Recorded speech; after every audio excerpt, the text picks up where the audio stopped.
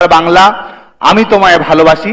আমরা চাই যে মাদ্রাসার শিক্ষার্থীরা একইভাবে আমাদের জাতীয় সঙ্গীত, আমাদের জাতীয় পতাকা, আমাদের চার মূলনীতি, মুক্তিযোদ্ধাদের জয়ধ্বনি, আমাদের জয় বাংলা স্লোগানে আমাদের বাংলাদেশের প্রত্যেকটি শিক্ষা প্রতিষ্ঠান প্রকম্পিত থাকুক।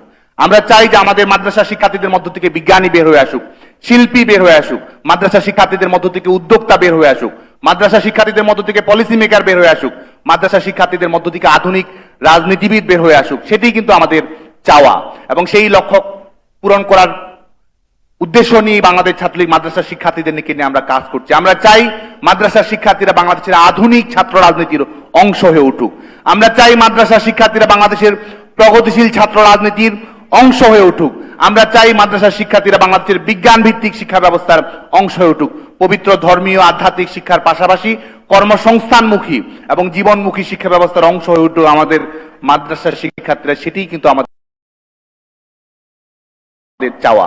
এবং মাদ্রাসা শিক্ষার্থীরা যুগে যুগে আমাদের ভাষা আন্দোলনে, আমাদের গণতান্ত্রিক আন্দোলনে, স্বাধীনতা আন্দোলনে তারা ভূমিকা পালন করেছে। এবং এই বিশেষ করে ভারতীয় উপমহাদেশে যখন বুদ্ধির মুক্তি আন্দোলন হয়, শিক্ষা গোষ্ঠী যারা বলেছিল জ্ঞান যেখানে সীমাবদ্ধ, বুদ্ধি যেখানে আড়ষ্ট, মুক্তি সেখানে অসম্ভব, সেই শিক্ষা গোষ্ঠীর আন্দোলনে আমরা প্রাক্তন মাদ্রাসা শিক্ষার্থীদের গুরুত্বপূর্ণ ভূমিকা আমরা দেখতে পেয়েছি। ভাষা আন্দোলনের সময় ঢাকা আলিয়া মাদ্রাসার শিক্ষার্থীদেরকে অংশগ্রহণ আমরা দেখতে পেয়েছি। বায়তুল মোকাররম থেকে মিছিল শুরু করে শহীদ মিনার পর্যন্ত মিছিল নিয়ে তারা এসেছে এবং আমাদের ভাই হারা একুশের গান, প্রভাত ফেরির গানে আমাদের মাদ্রাসা শিক্ষার্থীরা অংশগ্রহণ করেছে।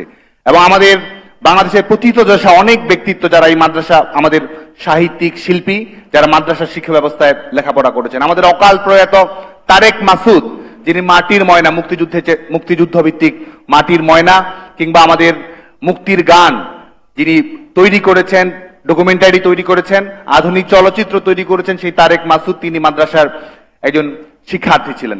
আনোয়ার পাশা যিনি আমাদের রাইফেল রুটি আওরাত লিখেছেন, তিনি মাদ্রাসা শিক্ষা লাভ করেছেন। রাজা রামমোহন রায় তিনিও একসময় পাটনা মাদ্রাসায় লেখাপড়া করেছেন। আমাদের মাদ্রাসা অনেক শিক্ষার্থী যারা রয়েছেন, যারা আমাদের আধুনিক যে জীবনবোধ রয়েছে সেটি প্রদর্শন করার ক্ষেত্রে তারা গুরুত্বপূর্ণ ভূমিকা পালন করেছেন। আমাদের জাতির পিতা বঙ্গবন্ধু শেখ মুজিবুর রহমান আমাদের স্বাধীনতার পরে আমাদের যে ডক্টর কুদরতি খুদা শিক্ষা কমিশন গঠন করেন, ডক্টর কুদরতি খুদার শিক্ষা জীবনের একটি গুরুত্বপূর্ণ সময় এখানে তিনি অতিক্রম করেছেন। মাদ্রাসা শিক্ষায় শিক্ষিত হয়েও তারা কিন্তু আধুনিক বিজ্ঞান ভিত্তিক শিক্ষা ব্যবস্থায় নেতৃত্ব দিয়েছেন এবং গোটা বাংলাদেশকে তারা পথ দেখিয়েছেন। সে কারণে আমরা দৃঢ়ভাবে বিশ্বাস করি যে আমাদের মাদ্রাসা শিক্ষার্থী যারা রয়েছেন তারা আমাদের মেইন স্ট্রিমে অন্তর্ভুক্ত থাকবেন, মেইন স্ট্রিম এমপ্লয়মেন্টে তারা অন্তর্ভুক্ত থাকবেন, মেইন স্ট্রিম ইকোনমিতে তারা অন্তর্ভুক্ত থাকবেন এবং কর্মসংস্থানের সুযোগ আমাদের মাদ্রাসা শিক্ষার্থীদের থাকবে। মাদ্রাসা শিক্ষার্থীদের সেই সুযোগটি যেন নিশ্চিত করা হয়, আমরা বাংলাদেশ ছাত্রলীগ আগামীতেও সেই জায়গা থেকে আমরা